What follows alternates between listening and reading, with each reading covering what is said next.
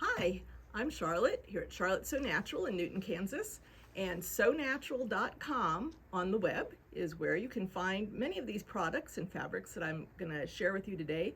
I'm like really excited about this ruler. This is from Marti Michell, and this is called the Log Cabin ruler for 10-inch squares.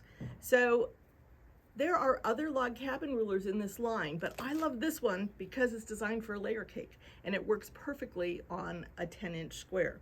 So if you, when you buy this ruler, you get this booklet with it, and there are all kinds of illustrations in here, instructions on how to sew this together. But I'm going to give you just like a really brief demo here.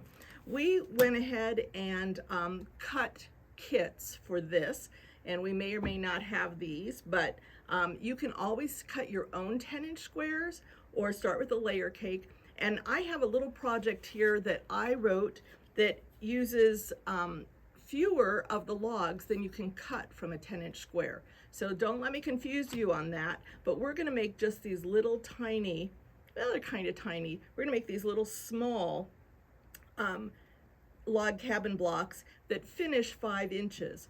You can make a log cabin block that is as large as 8¼ inches here, or 8¼ So we will, correction, 8¾ So you can make a larger block. I have quilts here on display that you can see it, but let me talk about this one first because it's so simple. So I've got my darks and my lights that I'm going to put into the log cabin, and I have stacked them. They're 10-inch squares here, and you can cut.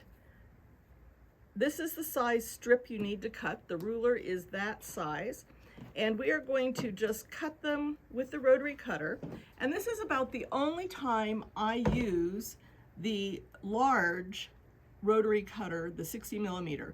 Most of the time I think that a 45 or even a 28 is very adequate, but this one will cut through many layers, and at this point I am cutting through just 5 layers, but you can easily cut 10 depending on how many fabrics you're using and what size block you're doing. But let's just start with this. So you're going to cut, you can see that you can cut 1, 2, 3, 4, 5 strips out of this 10-inch square, and this is a 10-inch ruler.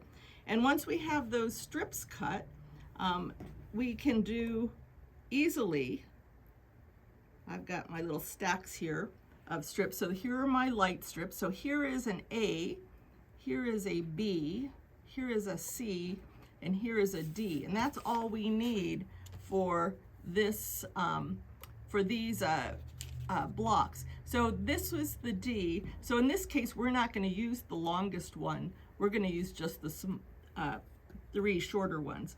And the ruler is clearly marked. You don't even need to know the measurements because here's the A. So when I have this as a strip, I'm going to just put the line on the end of the strip and cut. And then when I want the B, I'm going to do the same thing, cut the B, and then the C, and then in this case it would be the D. And you do the same thing with the darks, and depending on your pattern will depend on what size, how many logs you need. If you were doing it from the largest, she has a great illustration in here. Here's the lights, and in order to utilize that 10 inches, we're going to put the A paired with the longer log, which is the F, the B and the E, and the C and the D together. And when you need a longer one in the dark, there's the G log. You get the G, the C and the D together, the B and the E, the A and the F. So that is the important part about the 10 inches, to utilize those efficiently, and that's all diagrammed in the book, the pattern booklet that comes with the ruler. So it's all very, very easy to do. So once you got it cut, then you just start pairing these. So we're going to pair a light and a dark and sew those, and then we're going to add whichever one you're trying to do. In this case, we're going to do the darks are the strong ones, so we're going to go for a dark.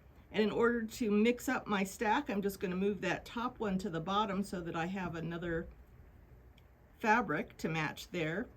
I'm going to now add another dark. Let me get this going so you have, we'll do it there. We'll do the, so we have the same as your block here. So then we're going to add the light over here, and we're going to, again, here's the light. We're going to stir that to the bottom. We're going to take the next one and we'll sew that. So you just go around and you sew clockwise in this case, so that all your blocks are going to be going in the same direction when they are finished. And then my little pattern here, I utilized squares, and let me pick these up here carefully.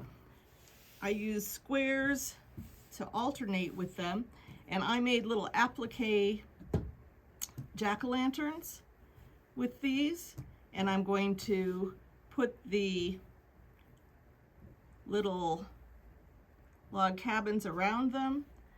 Then you can cut triangles. In my pattern I tell you what size squares to cut to fill in and have setting triangles out here. And the pattern includes the little jack-o'-lantern too. So if you're coming to visit us during Shop Hop here in Newton the first week of October, we will have this pattern, will be a free handout, and we encourage you to come and see us and check out the log cabin ruler.